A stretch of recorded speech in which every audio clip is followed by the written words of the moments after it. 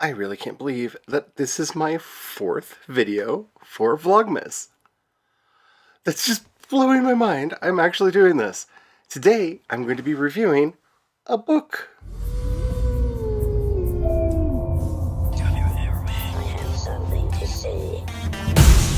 Hello, my name is Charlie, and welcome back to my channel. And I'm really excited to be continuing to make these videos at a very regular clip. And today, I wanted to talk to you about Romancing the Beat by Gwen Hayes. This is a book that I recently read because I am interested in doing more romance writing. And even when I'm not writing romance novels, I tend to have romantic subplots in a lot of my stories, though not all of them, but quite a few of them. And I always felt like I wasn't doing it quite right, that I needed to do it better somehow, that I needed to fix myself and somehow find a way to do it better. This book came very highly recommended by a lot of folk that I know who actually write romance novels, and yeah, I can see why. Essentially, Romancing the Beat is Save the Cat for romance writers. It is not, and I repeat, not intended to replace your outline.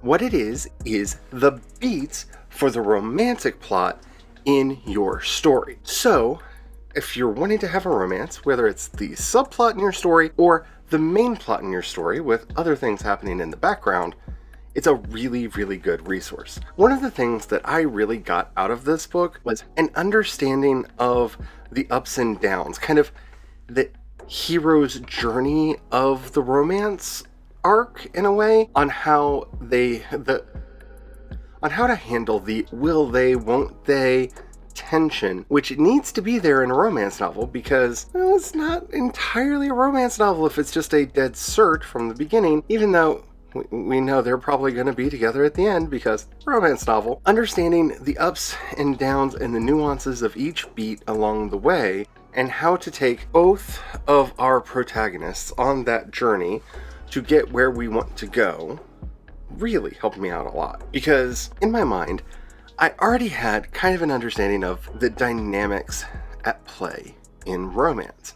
I read a lot of romance novels. I watch a lot of rom-coms. I'm kind of that person. And so that made me feel like I knew what I was doing. But it's kind of like when you really enjoy food, but you don't know how to cook. That's kind of what I got out of this. I got a deeper appreciation for the plots of a lot of the romance novels that I've really enjoyed, as well as a much stronger understanding on how to put them together myself. Also, because she uses language very similar to that in Save the Cat, it helps my mind understand exactly when these beats should play out in the story. Now, she does give you kind of percentages. So this part of the story should be this percent of the overall story. And that's really handy if you're not using Save the Cat or some other method that utilizes that kind of story, that kind of breaking down of a plot into percentages or points that have to take place at a certain place in the story. Though I don't know what method that would be because most of them tend to do that. But I'm sure there's something out there that does that because,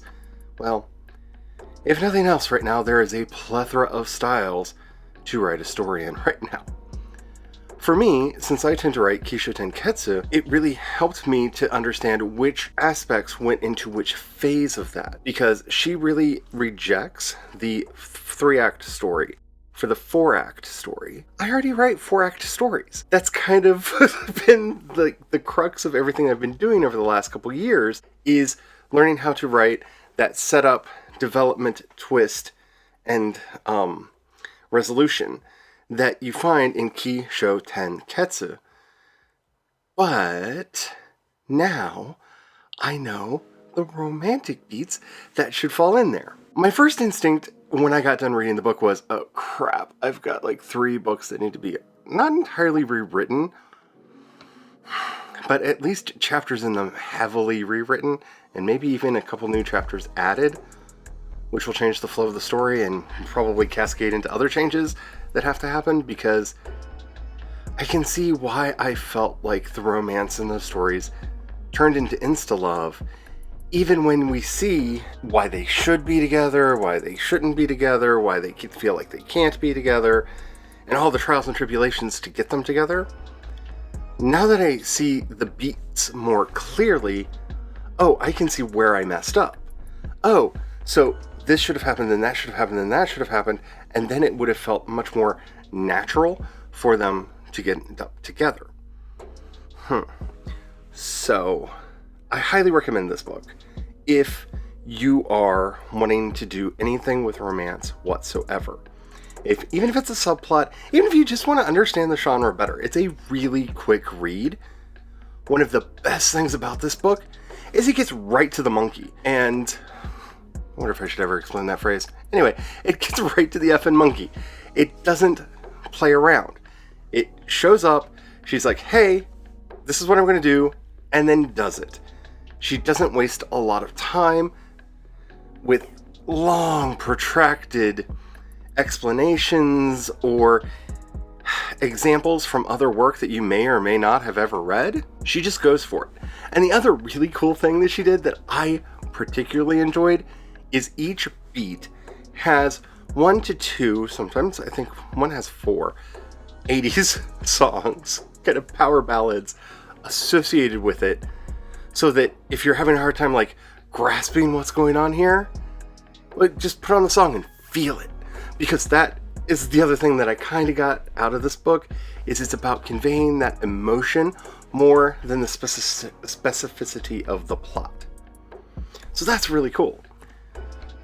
Now, my biggest question coming out of this book was, what am I going to do with the chain? Because I'm in the middle of a rewrite of the chain, and I fought hard with my audience that book was not a romance novel. In my head, it was not a romance. It had elements of romance, but it was not a romance novel. The story between Emerus and Nathan was, in my head, not a romance. Everyone else disagreed with me. Everyone who read this book completely disagreed with me.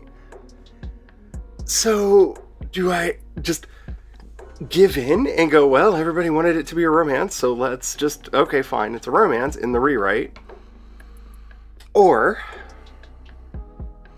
do I stick to my guns and keep it from being a romance? I don't know. If you've read The Chain and you have an opinion on that, if you would like Emerus and Nathan to have a much stronger romance arc in the book, please let me know.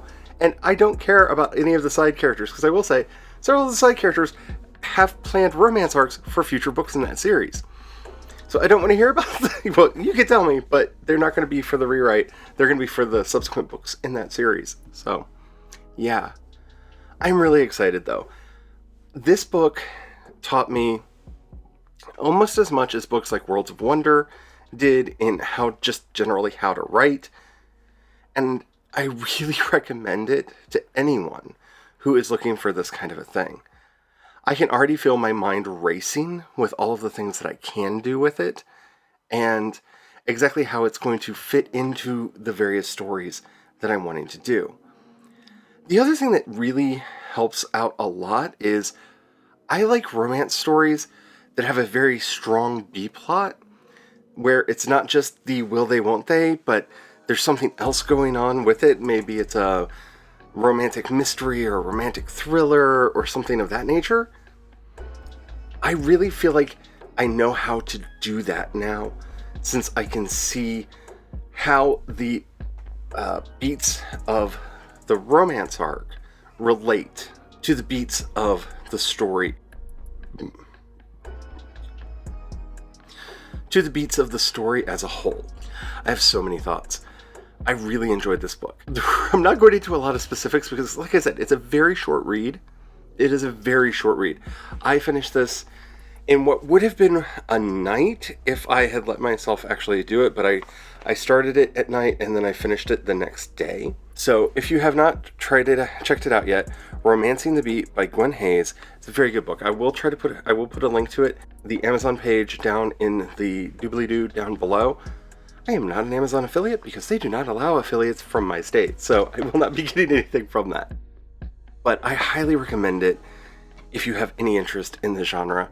And I would love to talk about romance writing in more specifics too. So if you have any questions, leave them down in the description box below as well.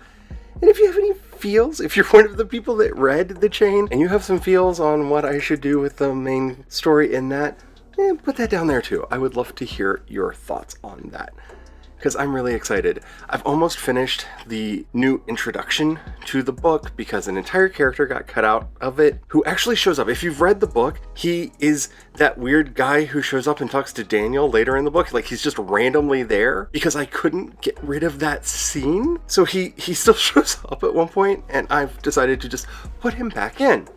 So I'm very excited that you're gonna get to meet Remus. I love him as a character, and I hope you do too.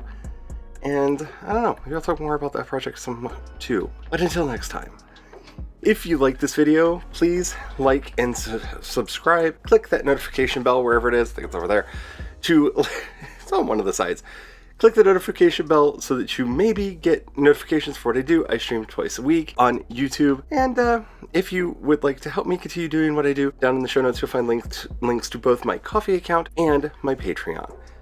You'll also find links to my world building, because I'm doing a lot of that, especially on the Crypts and Wyverns setting right now. I am in love with it, and we'll be talking more about that on these videos too. So happy Vlogmas, and until next time, remember, Black Lives Matter, Black trans lives matter, trans identities are magic. Until next time, may you have the courage to write your dreams into reality, and don't forget to have the fun. Bye!